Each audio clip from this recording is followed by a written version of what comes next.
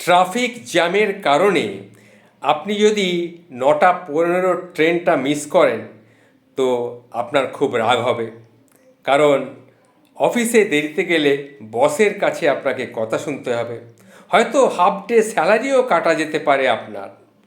Traffic জ্যামের কারণে আপনি যদি প্লেনের ফ্লাইট মিস করেন তো আপনার মাথায় বাজ ভেঙে পড়বে, কারণ অনেক টাকার আর্থিক ক্ষতির সম্মুখীন হলেন আপনি। এছাড়া আপনার হয়তো সম্পূর্ণ সেমিনার অ্যাটেন্ড করার কথা ছিল, সেটাও হলো না।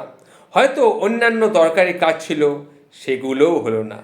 কিন্তু প্লেন মিস করার কারণে যদি আপনি প্রাণে বেঁচে যান, তখন ঠিক এই ব্যাপারটি ঘটেছে গুজরাটের সাম্প্রতিক প্লেন দুর্ঘটনায়। ট্রাফিক জ্যামের কারণে একটি মেয়ে প্লেনটি মিস করে।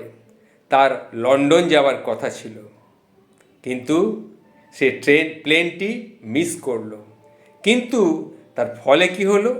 সে প্রাণে বেঁচে গেল, আরও কিছুদিন তার আয়ু বৃদ্ধি হলো। এটাকে আপনি কি বলবেন?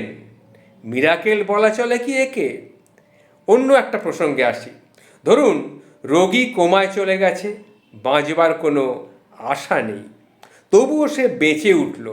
এক্ষেত্রে ঈশ্বর তাকে বলতে পারেন, এই যাত্রায় তুমি ফ্লাইট মিস করলে বাছা, কিন্তু আসলে আমাদের যেটা প্রকৃত অন্তিম যাত্রা, তার টিকিট আমাদের কিন্তু কনফার্মড, বসার সিটও পাকা, এবং সেই যাত্রা আমরা কোনোভাবেই কখনো মিস কিন্তু করব না, কারণ সেটাই আমাদের অন্তিম যাত্রা।